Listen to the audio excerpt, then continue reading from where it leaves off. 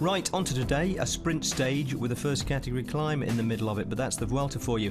158 kilometres on stage 3, setting out from Mijas, and anyone who can get over the Puerto del León at 925 metres will have a chance at the first flat finish of the race by the park on the seafront in Malaga. Hello, Esteban Chavez announced himself yesterday as the latest talented Colombian climber to claim a Grand Tour stage win. An announcement that was almost immediately drowned out by the news over the Vuelta public address system that Vincenzo Nibali had been kicked off the race, disqualified for holding onto a team car as he chased back to the peloton. It's a long story and it starts with a crash. Oh, there's a big crash on this wide road. Now there's a couple of Astana riders down.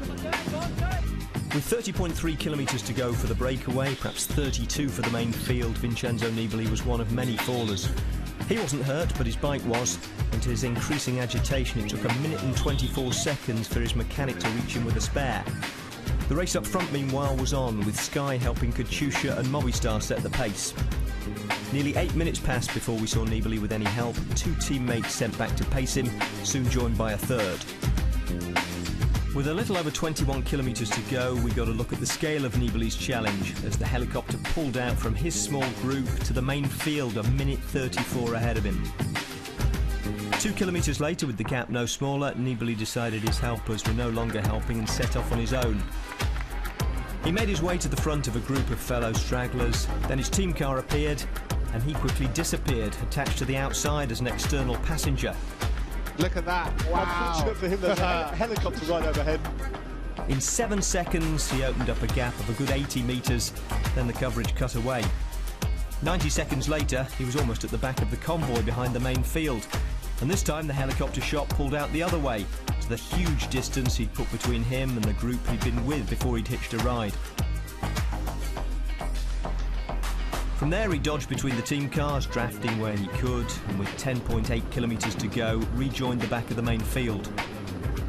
With 7 kilometres left, he'd made it to the front with all his main rivals, and he was still there on the final climb inside 3.5. But as the road kicked up, he fell away and lost most of the time he'd made up.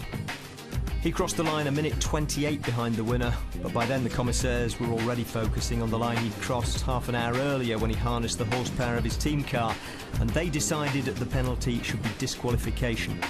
He was one of the favorites. I'm sorry for him, but all 200 riders have the same situation. I know it was a crash, but it was a crash for more than 50 riders, not only for Nibali. And it wasn't only Nibali who was thrown off the race, so was the man towing him, team director Alexander Schaefer. È stato il mio errore che ho sbagliato io, ma non è che lui ha attaccato alla macchina, ha preso la borraccia, ho trainato non so per 100 metri. Diciamo che sì, sbaglio, mi scuso per tutti quanti, diciamo che per i nostri tifosi, anche organizzatori, gente, il nostro sponsor. Penso che, ok, era giusto magari mandarmi a casa a me e dare penalizzazione a Nibali, però mandare a casa il corridore non ritengo proprio giusto. As for Nibali, he at least elected not to leave the hotel by the back entrance, but came out to give his side of the story to Matt Rendell. Quando sono rientrato quasi nel secondo gruppo, a 30 secondi dai primi, e nella discesa ho perso le 2 borracce, poi è arrivata l'ammiraglia, mi ha dato una borraccia e lì ho fatto un lancio di circa 100-150 metri è palese, è stato comunque, sono cose che comunque ci stanno e comunque la giuria è stata molto dura. Comunque volevo sottolineare che con un lancio così il tempo che avrei potuto guadagnare si parla di 10 secondi, 15 secondi, quindi una penalità ci stava benissimo, però non è stato un traino prolungato come si usa sempre, quindi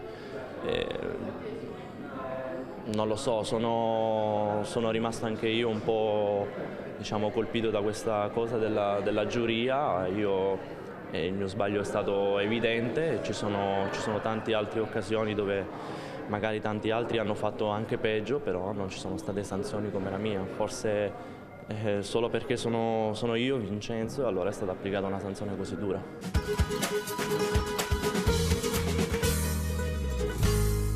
Well, it's all too much for Alexis Goujard, who drops away and the big unit. The Dutchman, Martin Cialinghi, is last man standing. Good on him. 28 seconds he has to protect over the length of the 15.4 kilometres to the finish line. This lot will not let him get there alone, one suspects. Team Sky on the right. Just looking after Chris Froome. Movistar, presumably also in the same way that Team Sky are there. They're just wanting to be up at the front of the race, especially given the kind of racing incidents we see so often, the crashes. When the tempo starts to pick up, you need to be close to the front, your big GC guys, don't you? Yeah, you do, especially when it's like a headwind like this, because it does make it all the more dangerous. So you just want to sit them out and do your own sort of like pacing. They're almost riding on the front without being at the front, because they have to sit on those winds, but slightly off the back to the side. So we have Sky doing on one side, Movistar doing on the other. So we've got 3 teams almost chasing down Cialinghi now. But it's all over now. I think he's finally realised it's futile. Yeah, eye contact is made. And often this can be an interesting little phase though, can't it? Because unless he sits up entirely, which he appears to have done, sometimes the bunch, given that they can actually see the breakaway, will just ease off themselves if they think the catch is too early and just let him dangle out there for an unnecessary amount of time. Doesn't seem to be happening on this occasion because Cialinghi's given up. And there's not many guys who can hold him off anyway. I think there's only a Tony Martin or a Fabian Cancellara, that's sort of the biggest engines in the sport, who could actually hold off a peloton in this situation. But in a headwind, I don't think even they could do it. So they know. And now the peloton will just kind of, it's a little bit of a moment which makes it a bit confusing, because now they have to slow down, which makes it a little bit more dangerous, because there's so many riders that can sit at the front. So it becomes, everyone's banging into each other. Everyone thinks they deserve to be at the front. If the pace is higher, it's got a lot more order to it. Whereas now there's going to be very little order at the front, and they're better off keeping the pace high to position their leaders in a safe place. You can see there from that helicopter shot the dark shapes just about pick them out of Giant Appelsien right in the middle of the bunch. They're not actually leading, they're not ahead of affairs. That's Movistar and Geraint Thomas then, and Nicholas Roach, and behind him the hunch figure of Chris Froome. And yeah, Movistar, this is a GC effort from both these teams, although Movistar do have an opportunistic man like Jose Rojas in their ranks, who if it works out in his favour, he could figure in the final shake-up, but he's not amongst the favourites, one would imagine. Into another tunnel then, and unlike last time, they are going downhill quite rapidly now, and the race is beginning to string out as they pass through this much shorter tunnel. Out they come then, with Geraint Thomas in second wheel then, and Sky very prominent at the front now. Lotto Jumbo there, mixed up. The objective of the GC teams here is not to ride to not do it to the finish line, but to get to 3Ks to go, where they know if there's incidents, and their team needs to be safe because of the 3K rule, which is a crash and you call behind it, then you're in the same time as the winner. So the GC teams they have a different finish line to the sprinters teams, and the sprinters teams will know that. They'll profit off this. Giants will stay behind because they know Movistar who are on the front, Sky are there. Their primary intention at the moment is to look after their leaders till that 3K to go mark. Well, this is incredibly rapid. They're descending into Malaga now. Movistar on the front with Lotto Jumbo, as you say, the 3-kilometre marker there, finish line. In effect, for the GC riders, anything that happens after then is totally neutralised as they take a sharp left-hand turn. 4.1 kilometres remaining. Movistar guiding Alejandro Valverde, guiding Quintana to that 3-kilometre marker. And from then on, they'll hand it over, and we'll see which of the big sprinters' trains will emerge. Cofidis is still there, you know. Not that one rider they've got at the back, but they have a little cluster of riders looking after Buani.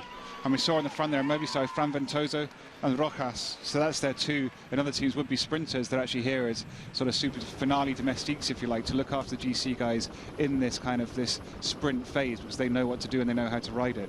So that goes to show that is one of their jobs in these stages, is to, instead of going for the sprint, is to do what they basically do, a lead out for their GC guys and then peel off. 3.5 kilometres to go as they pass the football ground, Malaga's football ground, and head left-handed. There are a few little twists and turns before one final big sweeping right-hander onto the road, which takes them into the finish line with just over 1 kilometre remaining. Movistar then, they've done their job. Everybody GC-wise is safely through there, and it will be interesting now to see what happens. You could just catch the figure of Peter Sagan there, looming large. They've announced on Race Radio there's no 1 kilometre to go banner today, so that's going to catch a few people off guard, because that is, for many of the trains, that's their objective. So for some reason that's not up today. Okay, there will be no big red kite, no banner that denotes the 1 kilometre to go. So we're going to have to rely on these graphics slightly. We've got that advantage, the riders haven't. Now, Giant Alpecin then, they're on the right-hand side of the road, and you can see there John Degenkolb in 4th wheel for them. Lotto Jumbo looking good. Maybe they're riding for Mike Teunissen, he's one of their efforts, or possibly young Tom van Aasbroek, their promising young sprinter. They're interested. Orica Green Edge then, they've got 2 riders, and one of those will be Caleb Ewan, and Peter Sagan is very interested in holding on to that. And you can see, because they've done all the work all day in Los Bernati, he's now on his own, Peter Sagan. He had one teammate trying to come up, but contrary to Giant, who have kind of saved all their riders, who've got a full train there, Sagan's team have done all the hard work all day, and now their sprinters left alone. So these are some of the riders whose job is done today. As you see, they pass through 3K. It really doesn't matter so long as they get to the finish line now. Giant Alpecin then, as they head towards the final kilometre. We won't know exactly when that point will be. There is no big marker, but they negotiating in the front of the bunch. These twists and turns. This might well be the big right-handed bend that will take them onto the finishing straight as Giant Alpecin now begin to ramp things up in earnest. Now Cofidis are visible. Now they're piloting Nasser Bouhanni into the position he needs to be. Lotto Jumbo then for Tom van Aasbroek. They're also very much got faith in him today. They had a man in the break, but that hasn't stopped them mixing it here in the sprint. And you can see the green there of Caja Rural for Luis Mas as well. They're riding for him, but still the race is very much down to Giant Alpecin and John Degenkolb, the big favourite there, 3rd wheel. Peter Sagan fighting to get onto Degenkolb's wheel. That's where he wants to be. So 3rd and 4th now. It is this is the big battle between the big men. And Bouhanni is on their wheel. So Degenkolb now in 2nd place. Behind him, Peter Sagan. Behind him, Nasser Bouhanni. And Caleb Ewan is behind them. Now the battle opens up. There's a big move from Degenkolb on the right-hand side of the road, but Sagan is contesting it. Bouhanni is coming from behind. 3 across the road then, the big names. It's got to be Peter Sagan. He finally gets that win after so much frustration, so many 2nd places, so much anguish.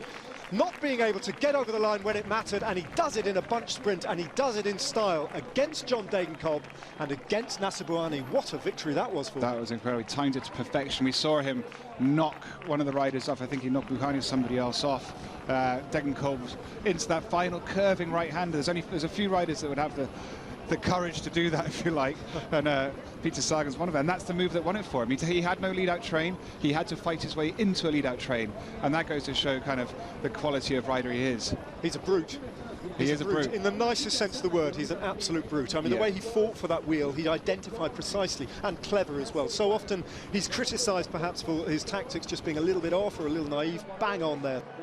You can see here, I mean, he waited, he managed to chose the right side to go. And watch Bouhanni here at number 51 coming up. He just comes up on the left, and he's actually coming up fast, but I think he kicked off a little bit too late. Just waited that little bit too long. If he'd just gone about 25 metres earlier, it might have got him. But he didn't, and Peter Sagan got his first Grand Tour stage win since the 2013 Tour de France. Degenkolb had the lead out, but not quite the legs. Behind those 3, it was Drucker, Richesi, Sparagli, Docker, Stuyven, Reynes and Van Aasbroek. The overall favourites finished in the main field on the same time as the winner. Caleb Ewan didn't contest the sprint because he was hanging on at the back 15 minutes down, and Fabian Cancellara didn't finish at all, a late abandon with stomach problems apparently. Now, a Peter Sagan stage win is not necessarily good news for anyone within spraying distance of the podium, but at least he recycled the bottle once he'd finished messing about. Peter, that was a good fight, great to watch. How was it to ride? It was good, a little bit hot, but it's better sun like rain. And today was a hard stage because it was from the start 1 climb, and after a climb 16 kilometers, and then the finish was the headwind, and little climbs. But I have to say thank you for all my teammates. They did very, very good job today. They was pulling last 100 kilometers, and then I don't have also trained for the finish because everybody was Benati crashed, and everybody was a little bit tired after they was pulling all day. But still, I did also good in the final. I took Johnny Degenkolb wheel, and then I did just good sprint, and I'm very happy for this victory, and for the team, because they did very good job. Now, the crash of the day, which we didn't see, was a small one, fortunately, although no fun for those in it. As you heard Peter Sagan say, Daniele Bernati was one of them. So was Nasser Bouhanni. We'll return to him in a second. And so on his Grand Tour debut was Sky's Ian Boswell. Fortunate, it's actually my first crash in quite a while, but yeah, it was just kind of a stressful time during the race. We'd come off a hard downhill and it was really strung out, and Bouhanni and yeah, I guess Bernati, was it? Yeah, we were all moving up on the left side, and I think Bouhanni went down maybe first. No one's fault, but yeah, I just tried to avoid it and go around him, but went into some grass on the side, so pretty unscathed. So. Bouhanni was perhaps the worst hurt of the three, and in the course of rejoining the race had a good 12 seconds of sticky bottle help from the team car. Not quite yesterday's turbocharged acceleration, but the jury has set a precedent now, so they're obliged to look at it. He wasn't speaking at the end, but he was demonstrating his bad back, perhaps for the purposes of eliciting some sympathy. Omar Fraile relieved Esteban Chavez of one of his jerseys today, taking over the lead in the King of the Mountains competition. In the main competition, though, there was no change in the top 10. And despite Peter Sagan's stage win, Chavez kept the green jersey too, courtesy of his higher placing overall. Sagan will be wearing green tomorrow, though, because Chavez stays in red. The smile that you have and that you show everyone, I know everyone's looking at you and saying, look at this guy, he enjoys his cycling. That must be important to you. Yeah, this is really important. And why not? This is the life, is the dream. You need to enjoy this. I follow the dream, and my dream is to stay in the Tour de France, in the Vuelta Espana, Giro Italia. Now I take the red jersey. It's a one dream for me. I enjoy this. It's important. You can follow the dreams, and this is the best way.